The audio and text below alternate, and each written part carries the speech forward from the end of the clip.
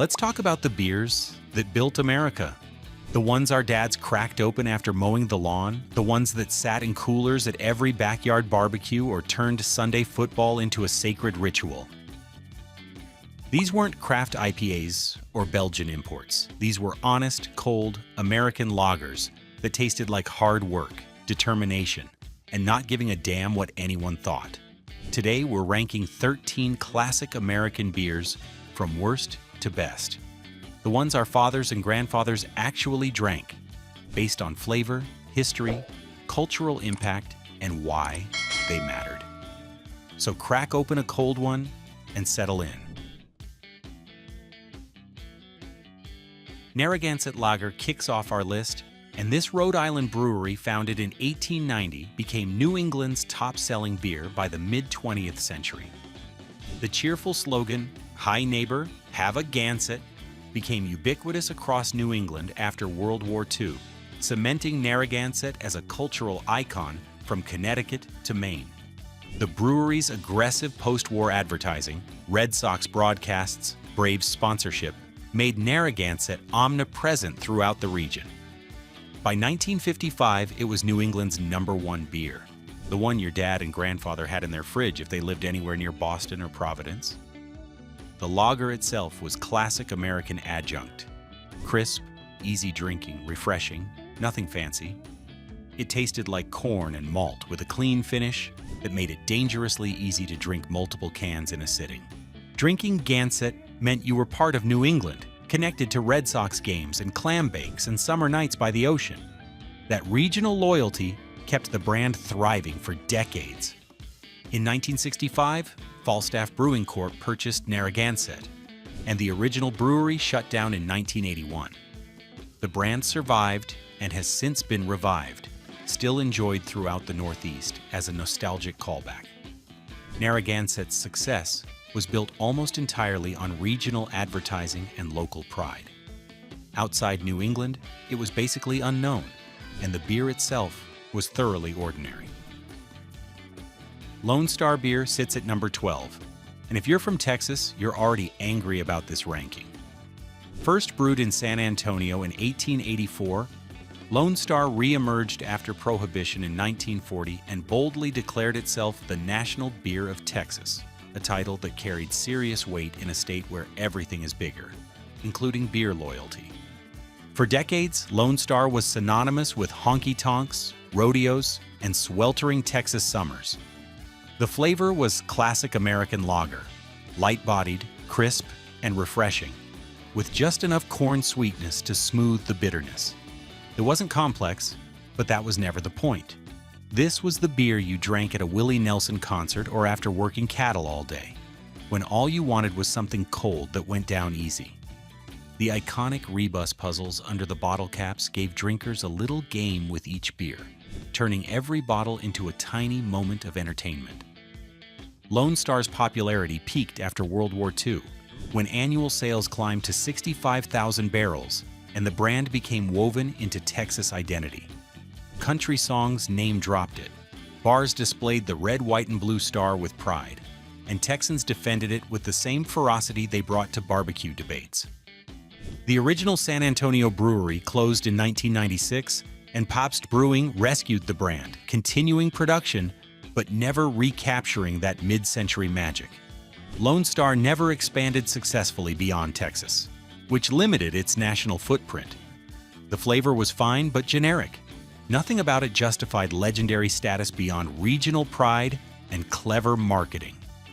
Lone Star was more about Texas identity than brewing excellence. Including an import might seem odd, but Guinness Stout has been part of American beer drinking tradition for over 2 centuries. The first barrels arrived in 1817, and Irish immigrants kept its presence alive through Prohibition and beyond. Many fathers and grandfathers developed a taste for Guinness in neighborhood pubs or on St. Patrick's Day, appreciating its rich pour and creamy head in an era dominated by light lagers. Guinness offered something radically different from the pale lagers flooding American bars. The flavor was dark, roasted, almost coffee-like, with a smooth texture from nitrogen carbonation that made it feel substantial and filling. The famous cascading pour and thick tan head turned drinking Guinness into a ritual rather than just grabbing a beer. For men seeking something beyond Bud or Miller, Guinness represented sophistication and connection to Irish heritage without being pretentious. During the mid-1900s, Guinness wasn't mainstream for most Americans, but it was the import you ordered for something different or special. The catchphrase "Guinness is good for you," while not used in U.S. advertising, still shaped perceptions of Stout as hearty, even healthful. By the 1980s and 90s, Guinness had become a staple import at bars across the country. Guinness ranks at number 11 because, despite its long American history, it remained a specialty choice rather than an everyday beer for most dads. The heavy body, acquired taste, and higher price kept it an occasional indulgence rather than the default grab from the fridge. It earns its place for longevity and cultural impact, but it was never going to compete with American lagers for backyard dominance. All right, that's the warm-up round. Now we're getting into the beers your dad actually kept in the fridge. Stick around because the number one beer will surprise you. Michelob cracked the top 10, and this Anheuser-Busch creation represented upscale American brewing when premium usually meant imports. Launched in 1896 as a draft-only beer for classy drinking establishments, Michelob wasn't widely sold until 1961, when AB developed a pasteurized version for distribution. That means it was the 60s and 70s when many dads got their first taste of this malty, European-style American lager. Packaged in its elegant teardrop bottle, Michelob was marketed as a connoisseur's beer, for those who insist on something special. The flavor was maltier and richer than Budweiser, with a smoother, more refined character that justified the slightly higher price. In the late 1970s, the famous campaign "Weekends Were Made for Michelob" positioned the brand as the discerning choice for a night out or a relaxing reward after a long week. Michelob developed a following among the upwardly mobile crowd of the 70s and 80s, especially in urban areas. It was the beer you ordered when you wanted to signal slightly better taste than the Bud crowd without going full import snob. The all-malt flavor and smooth finish made it genuinely more pleasant than mainstream adjunct lagers. Michelob never achieved the volume of Budweiser or Miller, keeping it a niche premium offering rather than an everyday beer for most dads. The higher price point meant it stayed special occasion territory. Michelob represented aspirational drinking rather than working-class authenticity. The beer you drank when trying to impress someone, not the one you grabbed after mowing the lawn. Hamm's beer claims number 9, and this Minnesota classic made perhaps the most musical appeal of all American beers, from the land of sky blue waters. Hamm's, the beer refreshing. Born in 1865 in St. Paul, Hamm's became a Midwest favorite, and its catchy jingle and cartoon Hamm's Bear made it a marketing legend of the 1950s and 60s. The beer itself was a classic American lager, light-bodied, crisp, straightforward, with nothing challenging about it. But Hamm's stood out through advertising genius, featuring wilderness scenes and that lovable bear. Many baby boomer dads can still hum that jingle decades later, proving the power of relentless marketing. The flavor was unremarkable, but perfectly acceptable. Grainy sweetness, mild hop bitterness, clean finish. This was beer for drinking quantity over quality, perfect for fishing trips or backyard gatherings. As the company expanded, Hamm's built a second brewery in San Francisco, spreading its reach to the West Coast. By mid-century, it was found in taverns from the Great Plains to the Pacific, priced slightly lower than Bud or Miller, making it a popular everyman beer. Hamm's changed hands multiple times: Heublein, Olympia, Pabst, and now Miller Coors, surviving through sheer nostalgic appeal. Hamm's ranks at 9 because it was more about marketing triumph than brewing excellence. The bear and jingle were legendary, the beer forgettable. It succeeded by being inexpensive and omnipresent rather than distinctive or superior. For Granddad pulling a beer from the cooler on a fishing trip, Hamm's delivered exactly what it promised. refreshing beer from the land of sky blue waters, no more, no less. Stroh's takes number 8, and this Detroit institution represented American brewing ambition at its peak and its most reckless. A family-run brewery since 1850, Stroh's was a local Michigan favorite for over a century, known for its fire-brewed kettle method that harkened back to German heritage. The direct flame brewing supposedly created richer, more complex flavors than modern steam heating, though whether most drinkers notice the difference is debatable. In the 1970s, the Stroh family embarked on ambitious national expansion. They acquired regional brands like Goebel, and in 1981 bought Schaefer Brewing, gaining a huge Pennsylvania brewery. The real coup came in 1982 when Stroh's acquired Schlitz Brewing, instantly making Stroh's the third largest brewer in America, behind only Anheuser-Busch and Miller. For a brief moment in the mid-1980s, Stroh's had 7 breweries and a 12% U.S. market share, meaning a lot of dads in that era were drinking Stroh's and its sister brands.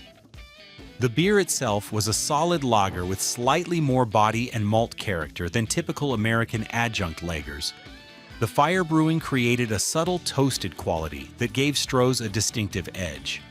The brand had memorable 80s commercials featuring Alex the dog, the beer-fetching puppy, that melted hearts nationwide. The rapid expansion came at devastating cost. Stroh's took on heavy debt and couldn't compete with Bud and Miller's marketing muscle. By the 1990s, sales declined sharply, and the company eventually broke apart, with Pabst acquiring the Stroh's brand in 1999. Stroh's ranks at 8 because its brief moment of glory, becoming America's 3rd largest brewer. For Midwestern dads, Stroh's was hometown pride in a bottle. Schaefer beer grabs number 7, and this East Coast giant dominated mid-century America before fading into obscurity. Founded in New York in 1842, F&M Schaefer Brewing became America's longest operating lager brewery, and by the 1950s and 60s was a top 5 seller nationally. The jingle? Schaefer is the one beer to have when you're having more than one, perfectly captured its identity, a smooth, mild lager you could drink in quantity without getting tired of it. Schaefer was the beer of ballparks and big city neighborhoods. It had naming rights for Brooklyn's Ebbets Field scoreboard and later New England's Schaefer Stadium. In New York especially, Schaefer was king. It sponsored the Dodgers and Mets, and by 1970 brewed over 5 million barrels annually, ranking 5th in the nation. The flavor was mild and balanced, designed not to offend. Light malt sweetness, minimal hop bitterness, crisp finish, nothing that would slow you down from drinking several in a row. To keep up with demand, Schaefer built a huge modern brewery in Allentown, Pennsylvania in 1972, supplying markets up and down the East Coast. Despite the growth, it eventually struggled against bigger national brewers. In 1981, the family sold to Stroh's, and the brand later landed under Pabst. Schaefer represented mid-century East Coast beer culture at its peak. That bright red logo at every sporting event, that jingle on every radio. Schaefer was New York beer for a generation. Its intentionally unremarkable flavor worked perfectly when your goal was drinking a six-pack, not savoring one beer. Falstaff beer claims number 6, and this St. Louis powerhouse was such a massive player in the 1960s that it actually outsold Budweiser in some markets. In St. Louis, Falstaff's hometown, it beat Bud by 50% during the 60s. An almost unthinkable accomplishment given Budweiser's eventual dominance. Named after Shakespeare's Jolly Tavern Knight, Falstaff traced its roots to 1838 and adopted the Falstaff name in 1903. After Prohibition, Falstaff grew aggressively through acquisition, and by 1965 it was the 3rd largest beer brand in America, hitting its production peak that year.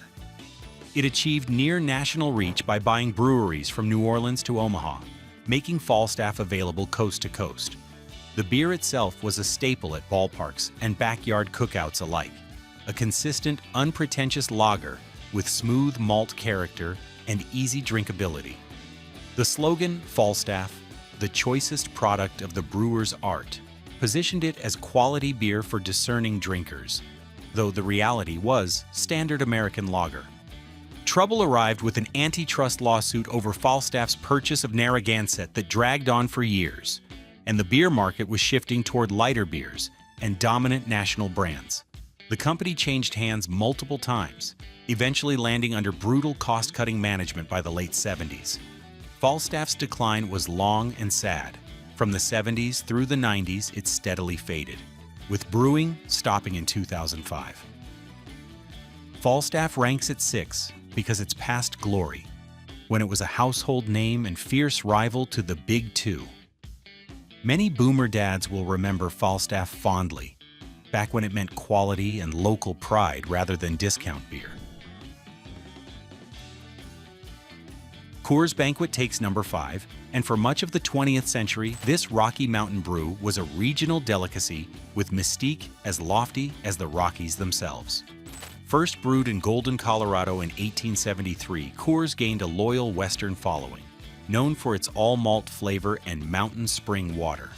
The nickname Banquet beer supposedly came after Prohibition, when Coors was served at miners' banquet feasts in the Rockies. For decades, Coors Banquet was only sold in 11 Western states. It wasn't pasteurized and couldn't handle long shipping, making it a Western-only treat. This limited availability turned Coors into coveted contraband in the East. The 1977 film Smokey and the Bandit centered its entire plot on smuggling Coors from Texas to Georgia, a nod to Coors' near-mythical status east of the Mississippi. Many dads in the 70s only heard tales of Coors or tasted it thanks to a friend's road trip. The flavor was distinctly maltier and slightly sweeter than typical adjunct lagers, with a smooth, grainy character that felt more substantial.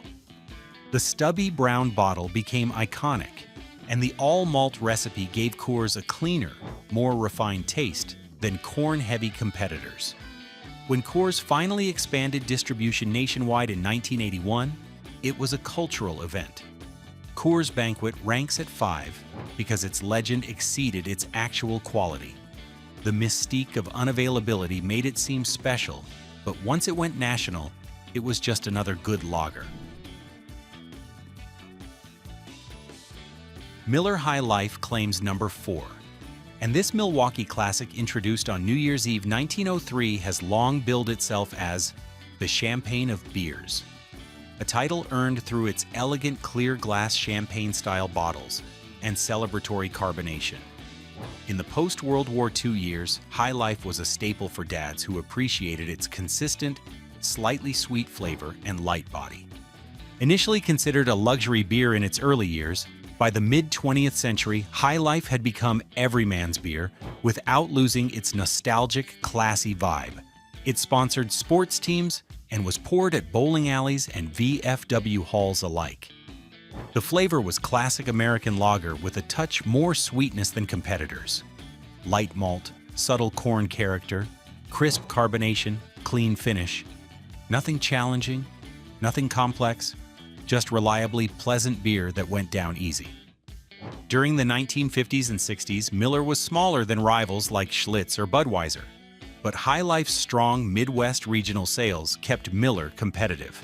Everything changed in the 1970s when Miller introduced light beer, but High Life remained the brewery's premium offering. Boomers remember the famous 1970s jingle, "If you've got the time, we've got the beer, Miller Beer," which primarily advertised High Life. High Life's retro appeal has endured remarkably well. Those clear glass ponies, 7-ounce bottles, have made comebacks at trendy bars in recent years. The flavor might be basic, but High Life never pretended to be anything else. Miller even called it common sense in a bottle, embracing its working-class roots. Miller High Life perfectly balanced accessibility and aspiration. It was fancy enough to feel special but cheap enough to drink regularly. For countless American dads, High Life was the dependable choice to toast life's simple pleasures.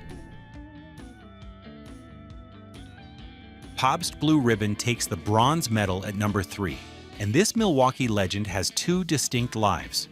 Founded in 1844, Pabst won a gold medal at the 1893 World's Fair, after which the brewery began tying blue ribbons around bottlenecks, eventually renaming the beer Blue Ribbon in honor of the awards.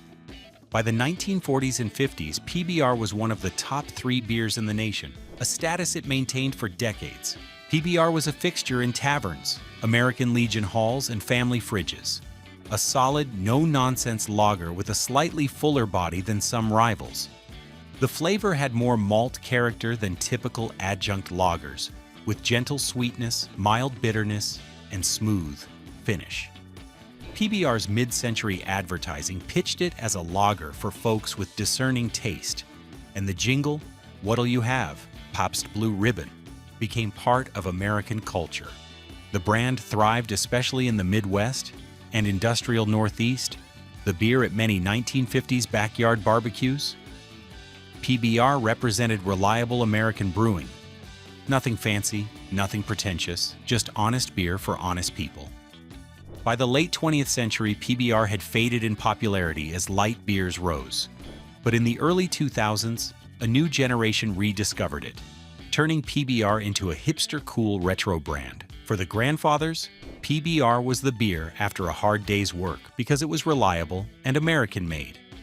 For dads in the 70s and 80s, maybe PBR was what their fathers drank while they explored imports and lights. Few names evoke Americana like Pabst Blue Ribbon, a blue-collar champion that literally earned its fame with a blue ribbon on the bottle. Schlitz claims the runner-up spot at number 2, and in the first half of the 20th century, Schlitz was synonymous with American beer greatness. The Joseph Schlitz Brewing Company, founded in Milwaukee in 1849, grew to become the largest brewery in the world by 1902 and adopted the slogan, "The beer that made Milwaukee famous." After Prohibition, Schlitz was the nation's top seller by 1947 and vied neck and neck with Budweiser for the top spot through the 1950s. Budweiser finally surpassed Schlitz in 1957, a changing of the guard executives took seriously. Through the 60s, Schlitz remained America's solid number 2 beer, fueled by aggressive marketing and national distribution. Many fathers recall classic ads, "When you're out of Schlitz, you're out of beer," or the Real Gusto campaign. Schlitz was a fixture at mid-century bars, clubs, and home gatherings, slightly more robust in flavor than competitors, which fans loved. The flavor had genuine character, fuller malt body, slightly more hop bitterness, clean finish. Schlitz tasted like beer was supposed to taste. Substantial, satisfying, worth drinking slowly. At its peak, it represented Milwaukee brewing excellence and American industrial might. Then came the catastrophic 1970s. In a push to cut costs, Schlitz made controversial brewing changes including accelerated fermentation and foam stabilizers.